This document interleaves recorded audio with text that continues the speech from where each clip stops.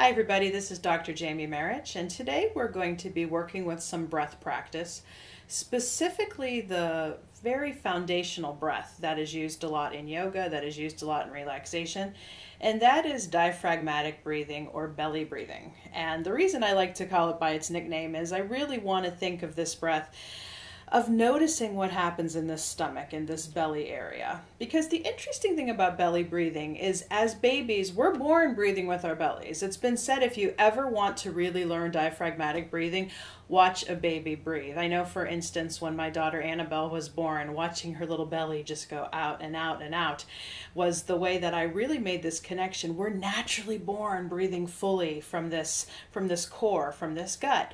And it seems that along the way, maybe it's the suck it in culture or it's this idea that we have to hold everything in, we do tend to become more shallow and breathing only with our chest. So we're going to do a little bit of diaphragmatic breath practice today. And this may seem difficult for you. A lot of people, when they first try this, kind of get freaked out and they feel that they're not really that relaxed, because it's almost, well, it is like you're learning a whole new way of breathing, and with learning can come stepping out of the comfort zone.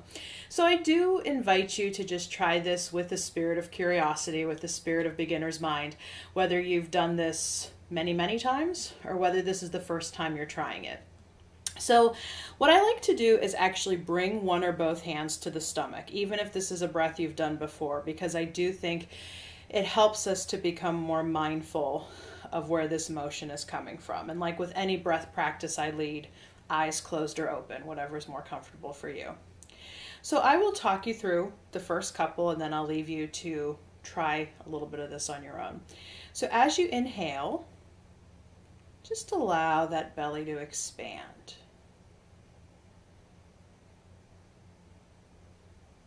Then when you've reached the top of your inhale, exhale gently.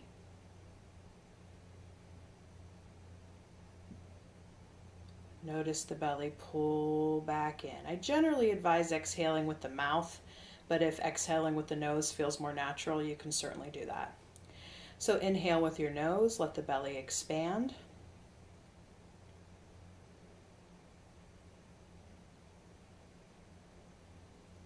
Exhale with the mouth. Notice the belly pull back in. So I'm going to leave you to try about 5 or 6 of these just at your own pace.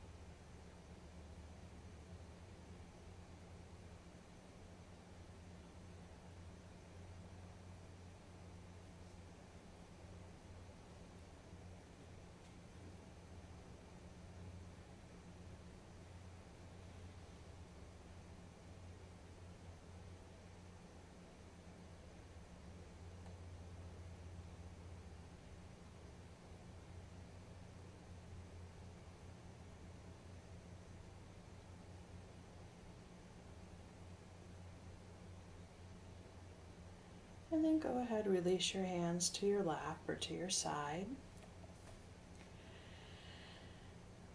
And I invite you to just check in with your body. Notice whatever you're experiencing in your body right now after taking those breaths. There's no right or wrong thing that you should or shouldn't be feeling right now. Just notice whatever is. It could be that you're feeling more open, more relaxed. It could be that you're frustrated, because that is a totally different way of breathing for you. And if that's the case, I encourage you to just honor wherever you're at this moment and to keep giving this a try. As I stated when we started the video, if you're not used to breathing this way, it does take some practice to reteach your body to breathe in that very full way that we were, in fact, born to breathe.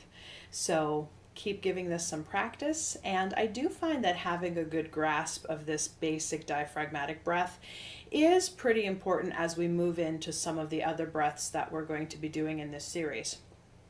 As a sake of variation, because some people legitimately do find it torturous to stay focused or centered on their breath, I'd like to remind you that if the head's wandering, doesn't mean you're doing it wrong. Just bring it back to the breath.